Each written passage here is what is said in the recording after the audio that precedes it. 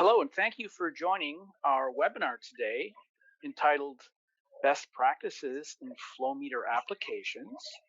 I am Jim Hullivan.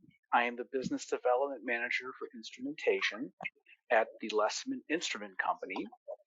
And today we are joined by Scott Lee. Scott is Senior Sales Engineer for Siemens Measurement. Scott is responsible for supporting Siemens instrumentation products in the water and wastewater industry. Scott joined Miltronics in 1998, which shortly thereafter was acquired by Siemens.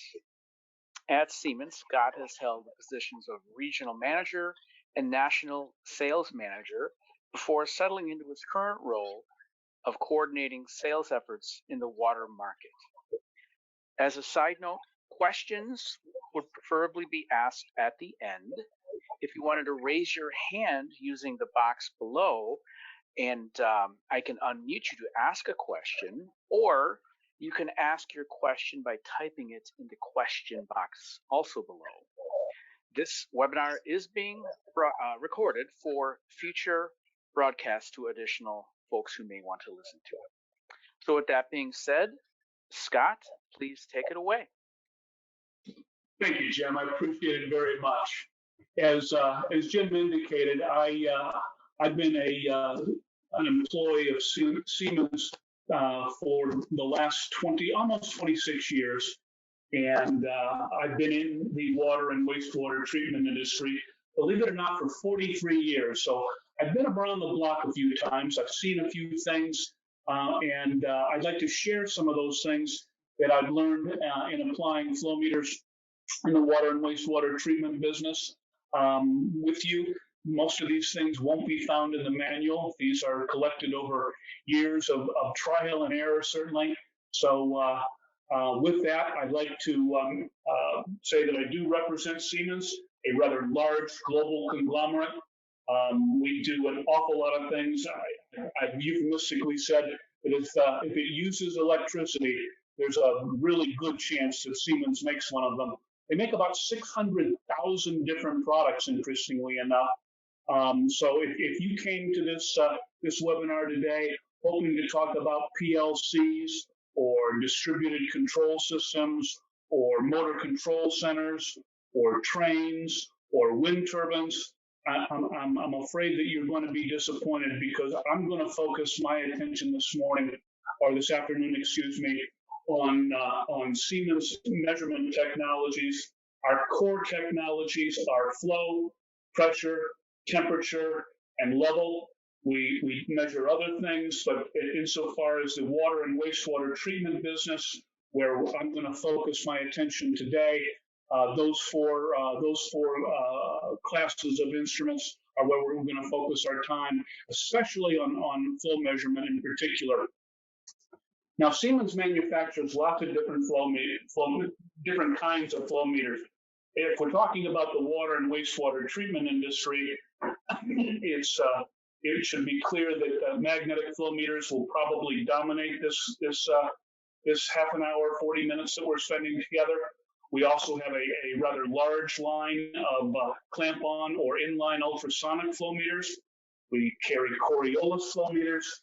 And I won't speak at all today to vortex flow meters. They're very, very uncommonly used in the water wastewater treatment industry, predominantly because they require absolute clean liquids or gases, something that is kind of a difficult thing to find unless you're at the end of the process in the water and wastewater treatment industry. To begin, I'm going to speak about our magnetic flow meter line. We have a rather large offering of magnetic flow meters, good for virtually any size that could be imagined. We make flow meters as small as 2 millimeters in diameter. We make them as large as 88 inches in diameter. These, as most of you on the call are aware, magnetic flow meters require only a couple of things to make sure that they work. And the first is that the liquid be conductive. The second, that the pipe is full. Once we've got those, there are a couple other caveats that I'll mention as we continue here this morning. But for the most part, no matter what the liquid might be in a water or wastewater treatment opportunity, a magnetic flow meter is usually the best choice, both from an accuracy perspective, certainly a reliability perspective, and in particular, over the last 10 years, a fiscal perspective. I'm old enough to remember when magnetic flow meters, when an engineering firm was in design, they would literally budget magnetic flow meters as they were costing their project at $1,000 an inch. I will tell you that that number now is probably much closer to $300 an inch than it is 1,000. And as a result of that, magnetic flow meters are used very, very commonly in the water wastewater industry, not only because of the cost, but because of their longevity. Magnetic flow meters that are manufactured today by Siemens, and quite frankly, most of the companies that we compete with, a magnetic flow meter is typically built with enough integrity to literally last 25 years or longer. I've visited an awful lot of sites over the last several years. I've seen meters that were installed 30, 40, 50 years ago that are still operational. So magnetic flow meters are a great choice in the water wastewater treatment industry. We make them, like I said, in a multitude of sizes. We make them with the electronics integrals of the flow tube, where the electronics mounts right on top of it. We make them available with remote connections, so I can mount that signal converter as much as, say, 500 feet away from the flow tube without any loss in functionality or performance. And I also make signal converters or electronic packages that can be panel mounted, as you indicated by the drawing that you see. Now, something that came about, maybe as long as 10 or 15 years ago, an awful lot of manufacturers began to restate the accuracy that these instruments are capable of providing to a customer from the standard off-the-shelf accuracy of somewhere in the neighborhood of plus or minus 0.2%, which is what Siemens can offer, or 0.4%, depending on the signal converter that is chosen. But I would literally get as many as a dozen calls per week from customers, from systems integrators, and more commonly consulting engineers. And they'd call and they'd say, Scott, I know that magnetic flow meter manufacturers typically will ask for a certain amount of upstream approach diameters, pipe diameters, and a certain amount of retreat diameters or downstream of the meter in order for the instrument to meet its published accuracy. Siemens publishes those requirements as 5 diameters up and 3 diameters down. But very often I would get these phone calls from an engineer who's trying to save money on the size of the building that the pump station would occupy, or other reasons, such as replacing a meter that perhaps had failed. And oftentimes what these customers would tell me is that they didn't have the appropriate amount of real estate to meet the 5 diameters up and 3 diameters down that is typically asked for. So what Siemens did is we took every magnetic flow meter of every size, and we began a 2.5 or 3 year long experiment installing those meters downstream of whatever kind of an obstruction might be found in a water or wastewater treatment environment. We would install meters downstream from an elbow or a T or a reducer. We'd install them downstream from control valves. We'd install them downstream from chemical injection. Virtually any kind of a scenario that we could possibly find, we were looking to try to duplicate that in one of our flow laboratories around the world. And like I said, it took about 2.5, 3 years, and we learned something about our equipment. And quite frankly, I'm really glad that we did this, because many of our competitors have made modifications to their standard flow meter design. And one of those manufacturers who I compete with on a daily basis, I have a great deal of respect for the organization, but they, in order to meet the demands of a less than ideal installation, they modified their design. I'm going to scroll ahead for a minute because I have a drawing here that I'd like to reference. So give me just a moment.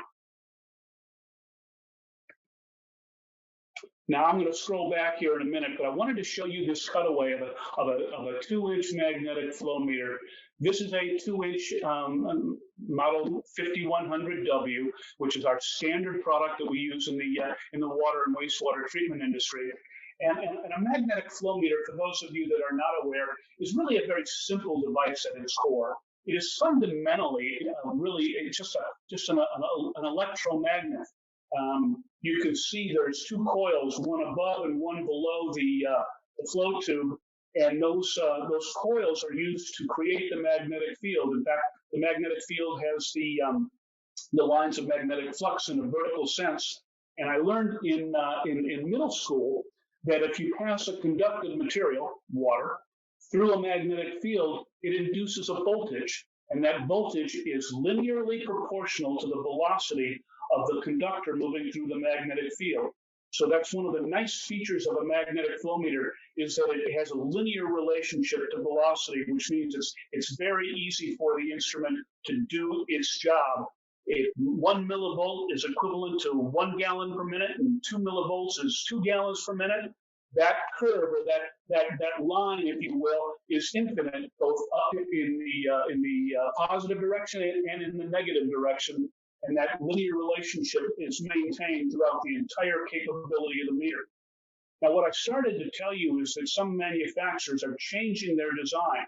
You'll notice as well in this cutaway that I've given you an example of, there are two electrodes mounted at 3 o'clock and 9 o'clock. And the reason they're mounted in that way is that, as I mentioned, the voltage that is produced is generated at right angles to the lines of magnetic flux. The magnetic flux is vertical in this sense, so that's why the electrodes are at 3 o'clock and 9 o'clock. And one of our competitors decided that in an effort to try to meet the demands of a less than optimum installation, what they do is they change their design from using one pair of electrodes to using 3 pairs of electrodes. And their opinion is that does a better job of averaging the velocity that takes place inside the flow tube.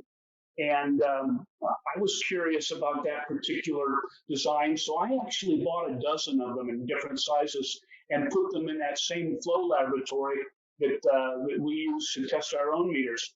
And we discovered that it's a pretty good meter, and it does do a little bit better job of dealing with the velocity profiles that are created from an obstruction, like an elbow or a T or a reducer, but not dramatically. It improves accuracy about a tenth of a percent. The trouble is that my competitor has decided to charge as much as twice as much for that particular meter as they do their standard meter. And when we did that test in our own flow laboratory in Europe, my management came to me and said, Scott, should Siemens do something similar? And I thought about it a great deal, but I came to the conclusion that no, I don't believe we should.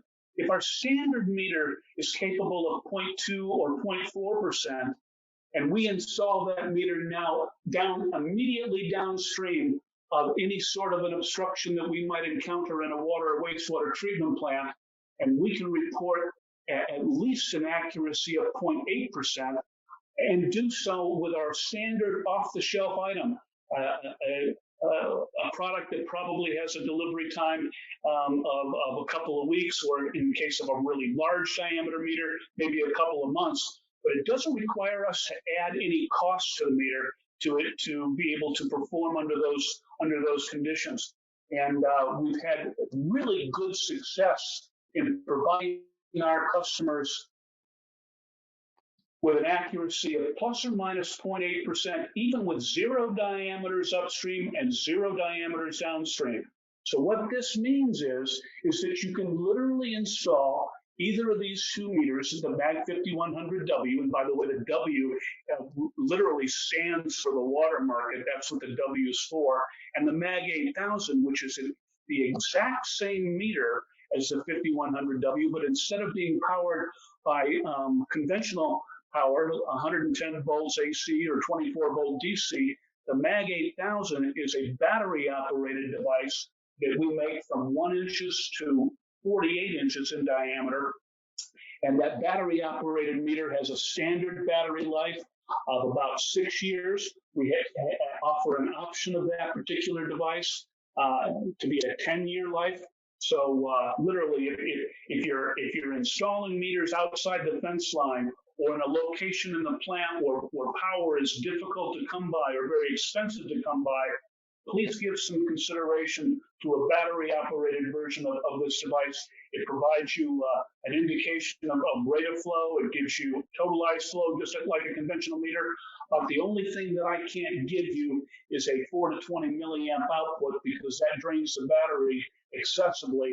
So we typically use Modbus RTU as one of the communications capabilities. We also use a 24-volt DC pulse. And we can do other things like we can add a SIM card to that Mag 8000 so that it can dial up and send somebody a text message or an email a couple of times a day to indicate what the totalized flow is, or a health check over a 24-hour period. Scott, this is Scott, this is Jim. There was a question that I thought was appropriate to just ask right now. When you refer to that accuracy, the question was, is this referring to full scale of the meter, or is that accuracy for calibrated span? That's a great question. The accuracy stated of either 0.2% or 0.4% or 0.8% is a percent of the actual flow rate. So it's not a percent of scale, it's a percent of the actual flow rate. So in that case, if your flow is 100 gallons a minute and the meter is operating with 0.2% accuracy, you're talking about 0.2% of that 100 gallons a minute, as opposed to the full scale, which would be a much larger number. So the meter reports its accuracy as a percent of flow rate. Does that answer your question? Indeed. Thank you, Scott. Of course. Of course. So I will tell you that while these magnetic flow meters have performed very well, Siemens also took it a step further. We actually then, after we had done that 2.5, 3 years of study, we actually hired a third-party consultant to perform those same tests to be able to provide us with a great deal of credibility. So we're not asking you to believe our own numbers. These accuracies have been reported by a third-party agency, company called Force Certification, and they indeed validated the findings that we made, and these meters are quite capable of performing well within those numbers. I will tell you that based on my experience, when Siemens reports an accuracy of 0.2 or 0.4 or 0.8, we're typically operating at an accuracy superior to that. Siemens is a very, very conservative organization. So when we give you an accuracy statement like that, we typically outperform that level of accuracy, and sometimes even dramatically. Now, what I wanted to tell you, in addition to the fact that these instruments can be mounted downstream of normal obstructions, there are a couple of things that you can't do with a magnetic flow meter that's manufactured by Siemens, or quite frankly, a magnetic flow meter that's manufactured by anybody. Because what I'm about to share with you is sort of learned through many years of experience and seeing these things installed in many different types of installations. The first thing that I will share with you is that, and probably since many of the people on the phone are operational type people, you probably already know this. I give this presentation a great deal to the consulting engineering community, and I'm always amazed at how many people are hearing some of these statements for the first time. But the first thing I want to share to the audience that I've got with me this afternoon is that, and this is a black and white situation, that there is never a time when you can violate what I'm about to share with you. And that is that you never want to install a magnetic flow meter downstream of chemical injection. I will tell you that based on experience, that I have seen situations where chemical injection is done too near the magnetic flow meter, with the meter being downstream of the chemical injection. And I've seen it over and over and over again. A magnetic flow meter really does require a homogeneous liquid in order for it to work correctly. If you've got multiple liquids with different conductivity levels in that flow stream, it can take 50. I've seen it take 100 diameters or more to fully mix that chemical so that what is being presented to the magnetic flow meter actually is a homogeneous liquid. And you never know, quite frankly, how many diameters or how much real estate it'll take. So my recommendation for everybody that is applying magnetic flow meters in the context of chemical injection, please mount the magnetic flow meter upstream of the chemical injection, or mount the chemical injection point downstream of the meter. This will improve your performance a great deal in terms of not only accuracy, but the repeatability of the instrument as well. Now, the second thing that I will share with you is just as important, and you never want to mount a magnetic flow meter of any manufacturer downstream of any sort of a modulating control valve. So if you're using like a pressure reducing valve or things like that in order to control pressure, the velocity profile is affected so dramatically that any magnetic flow meter will have a very, very difficult time in providing an accurate, stable, or reliable flow measurement. So again, just as I mentioned with chemical injection, the easiest way to avoid a problem is to make sure that the meter is mounted upstream of the control valve. Okay. Now, I'm back to this cutaway, and I'm going to stop here for a minute because there are really not a lot of dramatic differences between a magnetic flow meter that's manufactured by Siemens or any of the other magnetic flow meter manufacturers that you may be familiar with. I'm going to mention a couple of them just to make sure that you're aware. The first one is that when they put me in charge of the water wastewater treatment market, I shared with my design engineers in product management for magnetic flow meters that it's not an exaggeration on my part to tell you that probably 95% of the problems I've encountered with magnetic flow meters in the field have been related to grounding. Oftentimes, the grounding rings that come with the meter don't get installed. Sometimes they get misaligned. Oftentimes, they're never connected to the magnetic flow meter. And very rarely do I ever see them connected to an earth ground. So when I was talking to my design engineers with the magnetic flow meter product group, I said, gentlemen, I'd really like to create a situation where we're as close to providing grounding for dummies as possible. Remember all the books that came out, something for dummies, and trying to simplify a particular topic? Well, that's what we tried to do here. And in so doing, Siemens has decided that we can provide our magnetic flow meters with grounding electrodes rather than grounding rings. Now, the grounding electrodes are extraordinarily efficient in terms of their ability to be able to make sure that any magnetic flow meter has the same electrical potential as the liquid that it's measuring.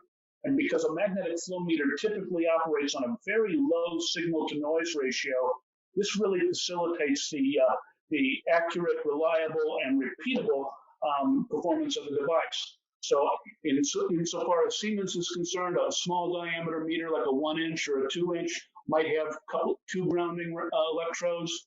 A little bit larger meter may have a few more.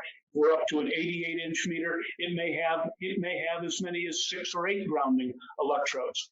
And what these grounding electrodes do is take the place of grounding rings. And if you're familiar with magnetic flow meters, a grounding ring is really nothing more than like a flat piece of steel that looks like an orifice plate. It is typically mounted to the upstream and downstream flange. Almost every meter has 2 grounding rings. And those grounding rings are expensive. And those grounding rings, particularly when you're talking about meters to get into some serious sizes like 24 or 48 inch, those grounding rings are, into the thousands of dollars. And Siemens has decided to kind of lean on these grounding electrodes as a means by which not only to make sure that the meter's performance is standard or is stable, but also in an effort to save the client money. Now, I will tell you, I would love to tell you that grounding electrodes are 100% effective, but I can't. What I have to share with you is that grounding electrodes are extremely effective when your adjacent pipe is metallic. So if I'm dealing with steel pipe or ductile iron or some other metallic material, lined or otherwise, the grounding electrodes will work just fine. However, what I've discovered over the last 15, 20 years is that when your adjacent pipe is non-metallic, it's PVC or HDP or something like that, the grounding electrodes sometimes are not sufficient. So what Siemens recommends, if you're dealing with an installation involving typically small diameter lines, like in the chemical feed system, that grounding electrodes really aren't as capable as grounding rings. And so Siemens would recommend one grounding ring on the upstream side of the meter. And if the application requires bidirectionality, in other words, flow in both directions, forward and reverse, then we would put a grounding ring on both sides of the meter. But that typically represents the smaller diameters, and it also typically represents a smaller number of meters in your typical water wastewater treatment project. These grounding electrodes, like I say, are very capable when you've got steel pipe, and I wanted to make sure that you were aware of that. Now, there's another feature of a Siemens magnetic flow meter that is perhaps a little bit different than some of what our competition does, and that involves a product that we call our Verificator. And the Verificator is really nothing more than a suitcase-mounted computer with some proprietary software on it, and that software basically allows the Verificator to perform about a 20-minute test on these magnetic flow meters that have been mounted in the field. And this is a really nice feature of this particular product, because what enables us to be able to do this is a design feature in our device called the sensor prong. Now, every Siemens magnetic flow meter manufacturer, every Siemens flow meter that is manufactured, and that includes our magnetic flow meter and all of the rest of our flow products, are all put in our flow laboratory. So it's not because Siemens tells me to tell you that the meter is as accurate as 0.2 or 0.4 or 0.8%. The reason I can tell you that is it's been empirically determined. We actually test the meter. We tested it at a zero velocity. We test it at a low velocity within the stated capability of the meter, and then a higher velocity within the stated capability of the meter. And then we take those three tests and we repeat them. So not only are we trying to confirm or establish the accuracy of the devices within SAC, but we also basically can establish the same thing with repeatability, because we're performing the same test twice. And particularly when we're talking about operating a water or wastewater treatment plant, it's my opinion that repeatability is every bit as important as accuracy, because we want them to operate the plant tomorrow the same way we operated it today and the same way we operated it yesterday. So repeatability is very important. But to continue what I was telling you about the sensor problem, as we hydraulically test all of these meters that we manufacture before we ship them to you, we actually record all of these measurements on the sensor prom of the various subsystems of a magnetic flow meter. As you see on the screen, we perform three major tests: a transmitter test, a crosstalk test, and a boost test. In addition to that, or under those subheadings, we test the magnetic coils. So we take measurements of the impedance across the coils. We take measurements of the interconnecting cabling between the signal, the flow tube, and the transmitter. We test the magnetism. We test the quality of the incoming power. All total, there's like 42 different tests that are performed, and we measure all of these subsystems and then record the values during the hydraulic tests when the meter performed as per specification, and store all of those measurements on our sensor prom. So what that means is I can actually go out to a meter that has been installed a week ago, a year ago, 5 years ago, 15 years ago, and I can compare the performance of the device today to the performance that was observed when we hydraulically tested the meter before we shipped it to you. And the sensor prom, as I mentioned, gives us the ability to do that. It takes about 20 minutes per meter. And at the end of that 20 minutes, Siemens Verificator will tolerate a drift or a modification of those measured values by no more than 0.02%. And if the meter reports that the meter operates within that frame, then the instrument will pass the test and gives you the ability to hook up the verificator to your laptop or your desktop, what have you, and then print out a certification that the meter has passed the verification test and the integrity of that meter and the accuracy of that meter are intact. And this certificate is a valuable tool because, quite frankly, it is NIST traceable. The government has basically reviewed the capability of the instrument and the performance that we can perform, and has, quite frankly, given us the certification that we've asked for. So this verification is a very, very valuable tool. What it basically provides a customer is peace of mind, because when you walk up to a flow meter installed in your plant or out in the field someplace, it's very difficult to just make an observation and determine whether that meter is accurate or not. And this verificator gives you the opportunity to be able to give yourself peace of mind and know that the meter is either accurate or is a candidate for repair or replacement. Okay? Any other questions come up, Jim? Nope, not at this point. Okay. Now, I'm going to spend a little bit of time talking about a couple of other technologies. Siemens has a complete family of Coriolis flow meters. They typically are used in smaller lines and have an accuracy of on the neighborhood of plus or minus 0.1% or better. These wonderful little instruments are good for liquids, for solids, and for dual phase flow, as a matter of fact.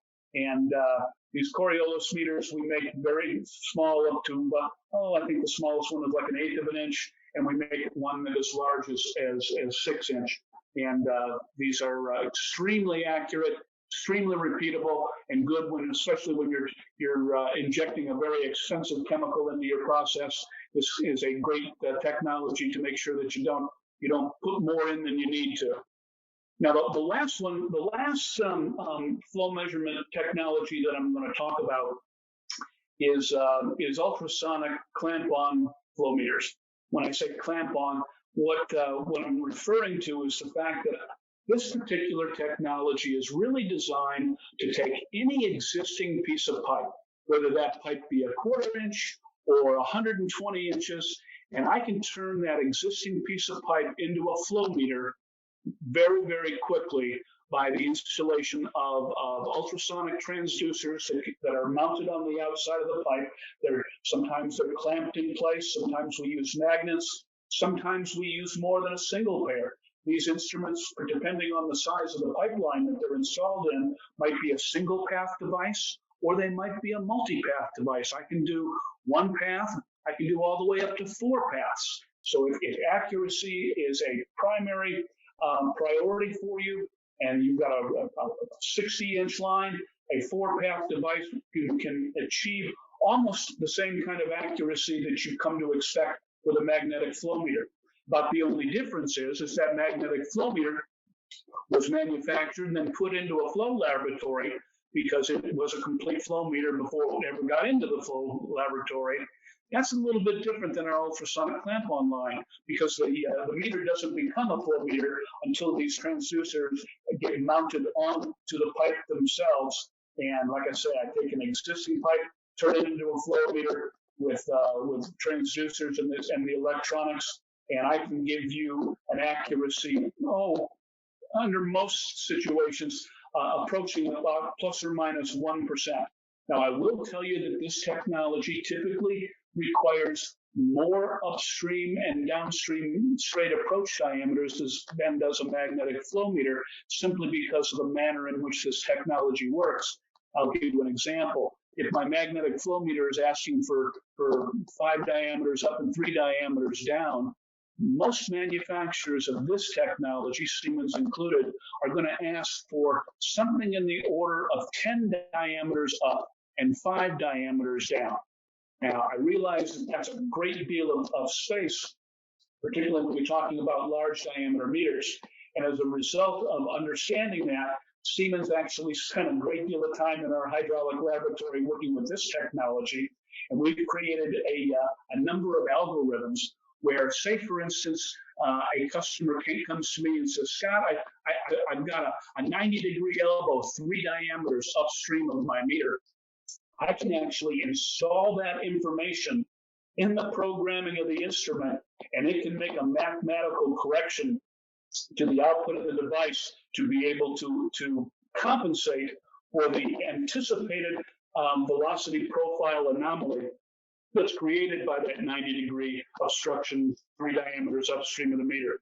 And we have that with a number of different obstructions that we can identify, and in terms of lengths upstream of the meter that it's been installed. So these devices are very, very flexible and quite cost effective. You could probably put one of these in on a 24-inch meter or a 36-inch pipeline or a 48-inch pipeline, and that meter would be dramatically less expensive than a magnetic flow meter. So at that point in time, the selection of which technology you might choose probably has a lot to do with what your priority is.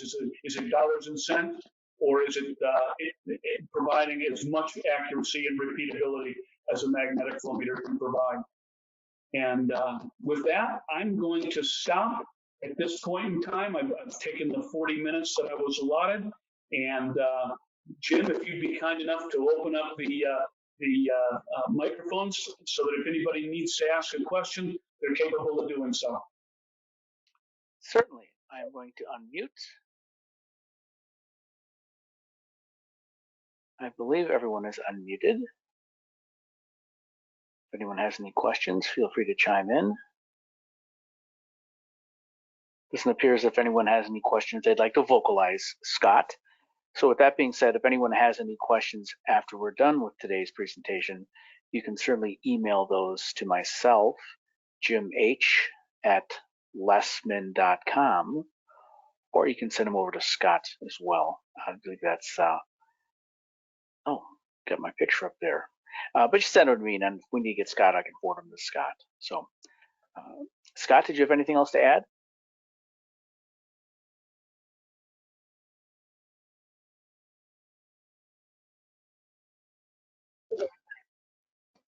Thank you. No, Jim, I think that takes care of it. If anybody does have any questions or comments they'd like to make, send them our way, and we'd be happy to address them in the time frame that you choose. Thank you, everybody, for your time. It's much appreciated. Indeed. Thanks to everyone. Have a fantastic afternoon.